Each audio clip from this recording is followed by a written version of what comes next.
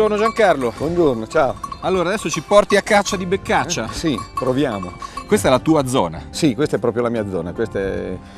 Siamo alle pendici del Monte Fumaiolo, tra il Monte Comero e il Monte Fumaiolo, quindi è l'Appennino romagnolo ed è una delle migliori zone da beccaccia questa. Ecco, la beccaccia sta tra il bosco e la radura. Sì, anche se si chiama la regina del bosco, predilige ambienti misti, anche se in realtà di giorno preferisce stare un po' nel bosco, almeno nelle nostre zone, quando magari mangia di notte nei campi e poi di notte giorno si rimette nel bosco. Allora andiamo nel bosco. Andiamo nel bosco.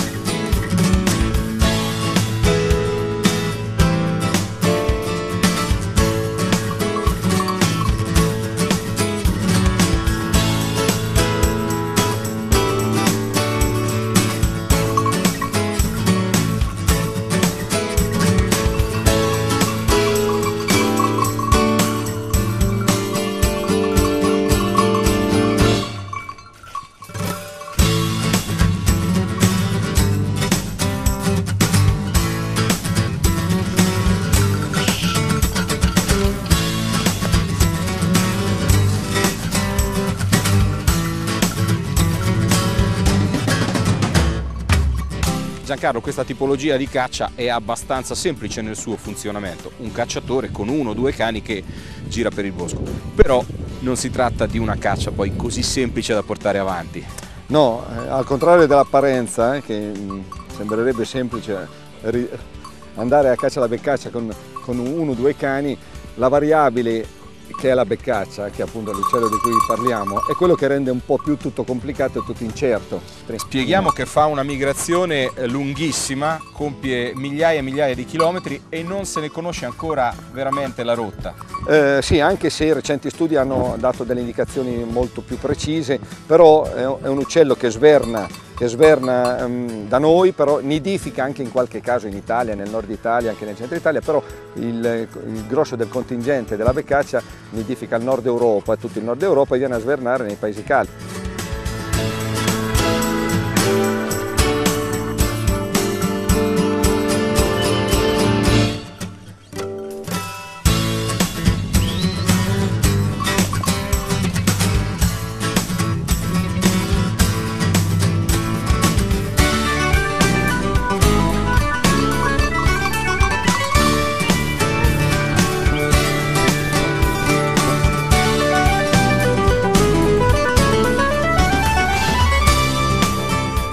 Come sempre ci prendiamo uno spazio durante la battuta di caccia per incontrare le associazioni venatorie e in particolare per parlare di una particolare sinergia che si è venuta a verificare qui in Emilia-Romagna.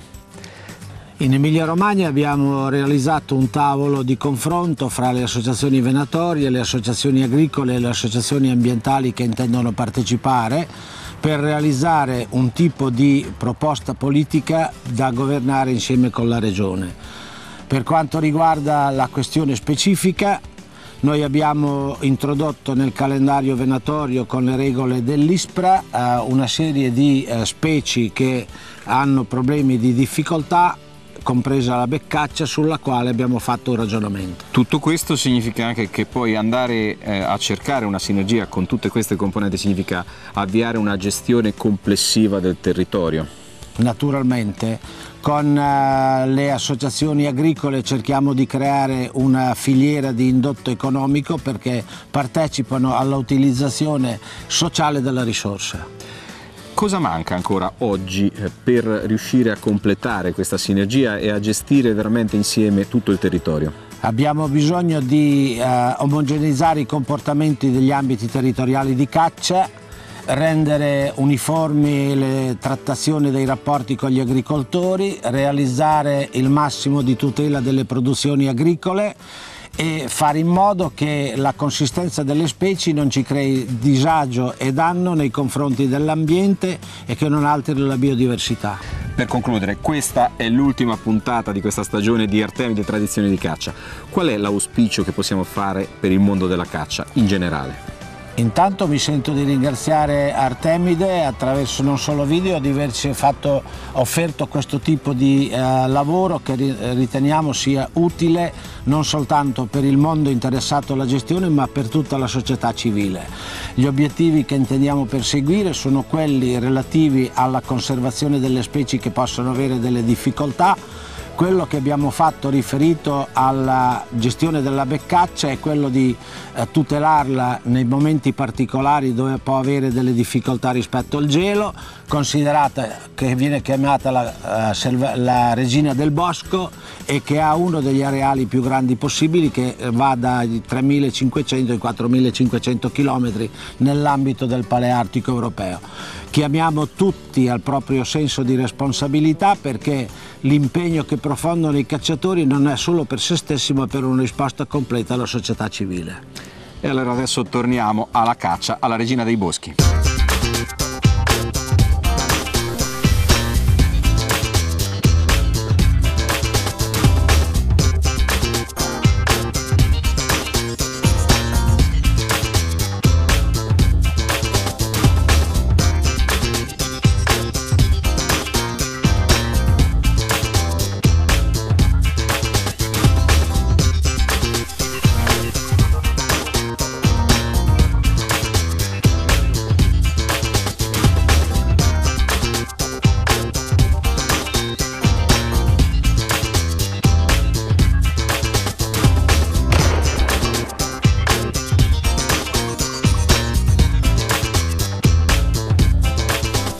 Come abbiamo già detto, siamo in un periodo ormai sfavorevole per questo tipo di caccia. Ciò nonostante c'è una grande passione che i cacciatori portano avanti, che continua a spingerli ad andare a caccia in qualsiasi condizione e anche in qualsiasi luogo. Da dove nasce questa passione? Sì, ma un po' è legato a tutti i tipi di caccia, però in questo tipo di caccia particolare, in cui stiamo cacciando un migratore che ha delle abitudini, come dicevamo, molto misteriose, non c'è mai la garanzia dell'incontro, quindi il fatto di passare una giornata e non incontrare, non dico che è la normalità, ma un cacciatore non si avvilisce per una giornata senza aver visto nessun uccello, nessun incontro. Mi dicevi poco fa che questa caccia è un po' come un innamoramento. È proprio un vero e proprio innamoramento, cioè ti scordi di tutte le difficoltà che hai superato nei giorni precedenti, le levatacce, i chilometri, la fatica, così, e tutte le mattine riparti con lo stesso entusiasmo, sperando sempre di trovare la giornata giusta, di divertirti, così. Quindi è un po' un comportamento un po' irrazionale, infatti